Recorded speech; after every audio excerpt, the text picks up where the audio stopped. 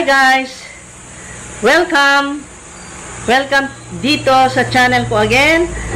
Ngayon, ipapakita ko sa inyo kung paano paggawa ng bruschetta. Okay, I will say it in English. I am going to make bruschetta. Bruschetta, they call it in English, but in Italian, the proper pronunciation is bruschetta because CH is K. It must be pronounced as K. So, bruschetta. This dish is very, for me, it is very practical. It's just like pizza, but you're using only the bread.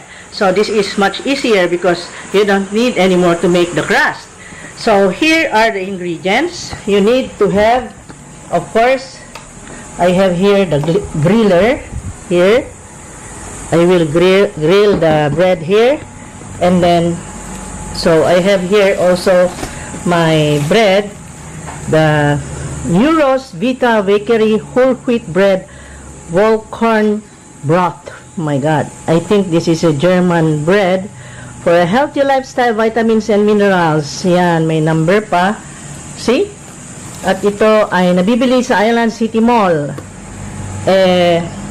So, ito yun guys. Maganda ito dahil pang bruschetta siya talaga. Pane di montagna kung tawagin ko. So I have here the mozzarella, the cheese. I have here two kind of cheese, the parmesan cheese and the mozzarella, then the pomodoro, the tomato, basil, the fresh basil leaves, garlic, salt, pepper, and then the olive oil. What will I do? I will just grill I will toast this here. I want the bruschetta to be toasted, so I will now go and heat the griller, okay? Anyway guys, these ingredients I have here for the toasted bread, I call it Caprese because it has this mozzarella only, basil, and the tomato. So that is a classic Caprese, okay? And also the garlic, salt, of course. Yeah. So I am going now to grill the bread. Before anything else, let's prepare the toppings. Of course, the fresh tomato.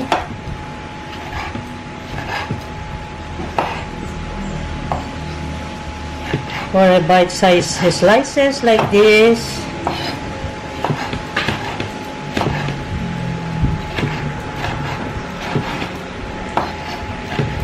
This is very easy to make, very easy to prepare, and it is very healthy, yummy, and healthy.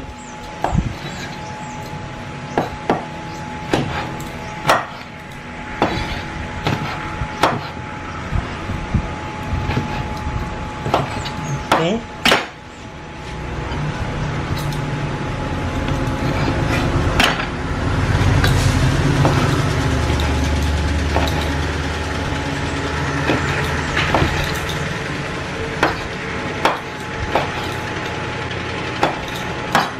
Okay, already prepared. Then I will prepare the garlic.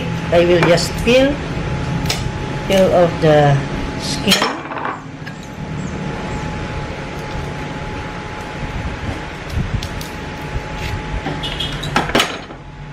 Peel off the skin like that.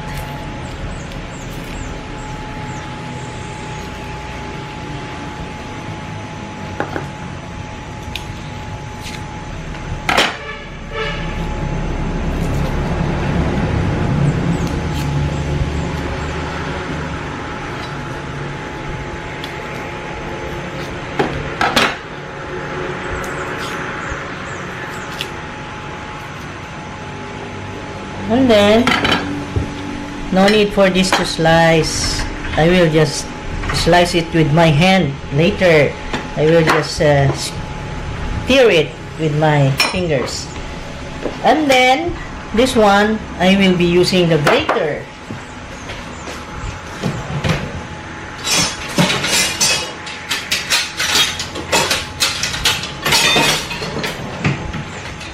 So, here it is. I will be needing also the big tray. Here. So here is the tray. Where will I put the bread later when it's done? So here. So now, let's begin the begin. Okay. Switch on the griller. Okay, I will put it into maximum. Ayun, tumutunog siya. And then, open this bread. Open it up. Today is June 5. So, there's still 3 days more to go before it expires. So, here. Now, I will now place the bruschetta. I will just make 2 pieces for me, for my husband, and later for the kids. 3 maybe. 2 for my husband and 1 for me. Baka nagutom na ang aking hubby. Okay, here. Ayan. So, let's just wait. Diba? Okay. Let us see, guys.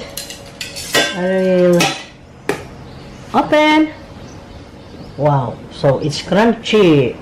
Now, we are now going to get the harvester. Switch off the griller. And then, wow. So nice. I will just leave first that behind.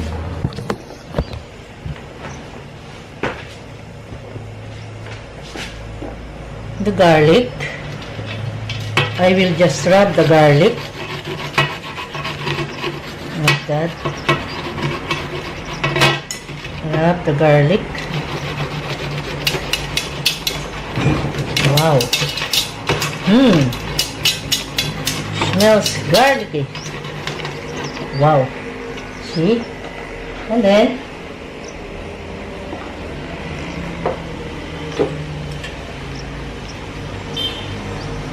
the mozzarella.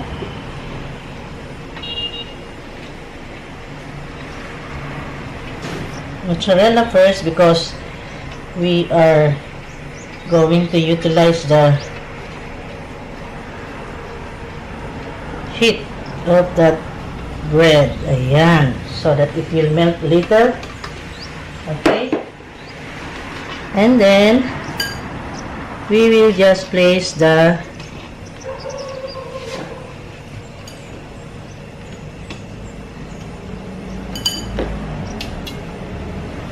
tomato.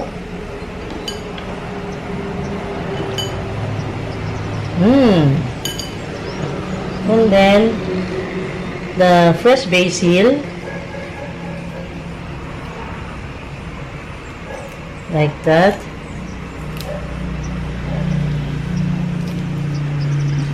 Yummy.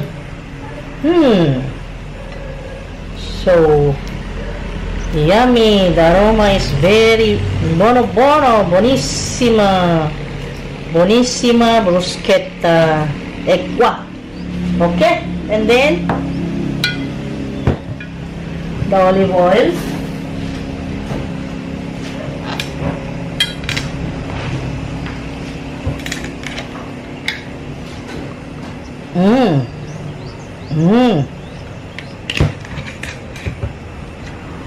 Then a little of the salt.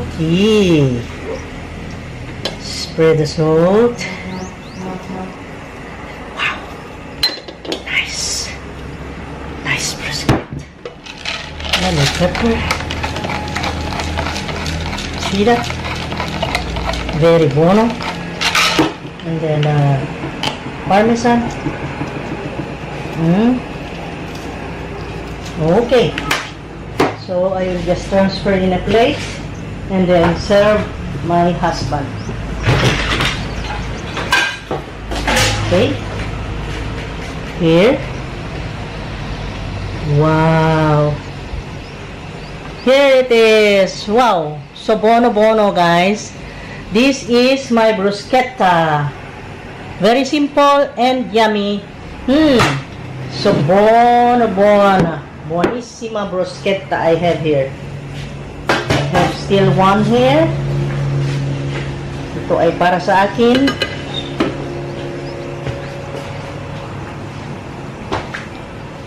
And I want it with capers and olive, that's why.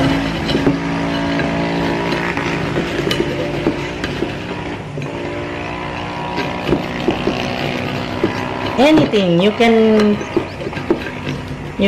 put here for toppings like prosciutto, mortadella, like that. And for me, I want the capers and the black olives, guys. Oh, see that?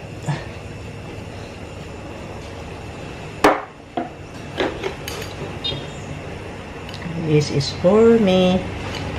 Sarap, diba?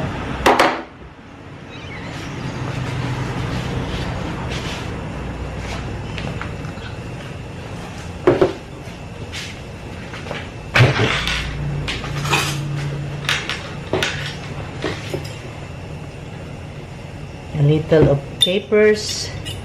Wow, ang laki ng tinidor ko. Hindi ko makuha yung capers. A little only kasi sour. Yan. And then the black olives.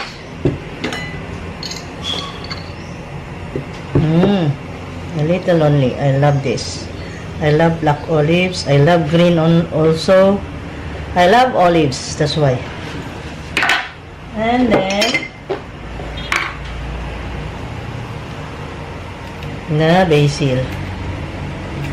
See? Hindi ko pa nalagyan pala ng asin. A little of asin. Okay. A little of olive oil. Wow. A little of parmesan.